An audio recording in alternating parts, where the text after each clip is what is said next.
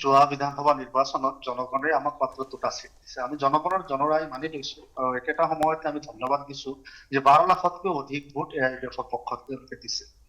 বিগত সময়ত যদি ডিলিমিটেশ্যন বা অন্যান্য কাৰণসমূহৰ কাৰণে আজি আমাৰ বিধায়কৰ সংখ্যা হ্ৰাস পাইছে, আমি সেইখিনি মন্থন আৰু চিন্তনৰ জৰিয়তে আগবাঢ়িছো আৰু নগাঁও লোকসভা সমষ্টিবাসীৰ ওচৰত আমি জনগণৰ যিসমূহ মূল সমস্যা সেই সমস্যাসমূহ লৈ যাবলৈ চেষ্টা কৰিছো। আৰু বিগত সময়ত এআইইউডিএফ দলে বিগত 20টা বছৰে বিধানসভাৰ ভিতৰে বাহিৰে পাৰ্লিয়ামেণ্টৰ ভিতৰে বাহিৰে যিখিনি কাম কাজ এই অসমৰ বঞ্চিত মজলুম মানুহৰ কাৰণে কৰিবলৈ চেষ্টা কৰিছিল, সেই বিষয়সমূহ আমি জনগণৰ ওচৰত পুনৰবাৰ লৈ যাম।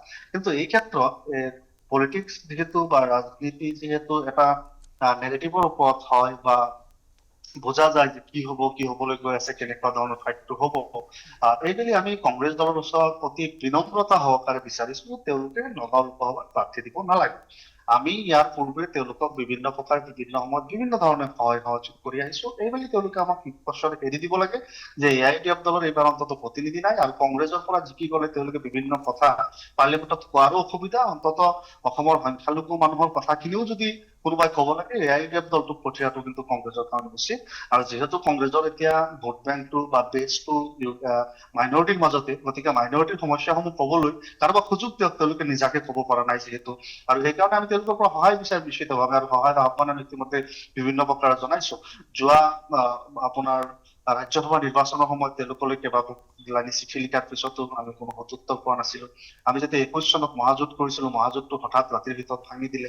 এইবিলাক নানানটা যন্ত্ৰণা বা নানানটা অভিযোগ থকাৰ পিছতো আমি কংগ্ৰেছৰ পৰা সহযোগিতা বিচাৰিম, একেদৰে আমি অখিল গগৈৰ পৰা সহযোগিতা বিচাৰিম।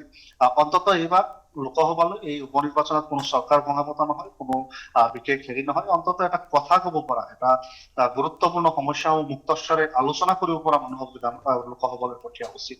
আগতে যেতিয়া বদৰুদ্দিন আজমল সাহেব পাৰ্লিয়ামেণ্টত আছিল, তেতিয়া অসমৰ নাগৰিকত্বৰ সমস্যা, ভূমি পট্টাৰ সমস্যাই হওক বা বিটিএডিত তেতিয়া এথনিক ক্লিনচিং হৈছিল, সেই বিষয়বিলাক অতি গুৰুত্বপূৰ্ণভাৱে অতি সাৱলীলভাৱে কিন্তু পাৰ্লিয়ামেণ্টত স্থান পাইছিল।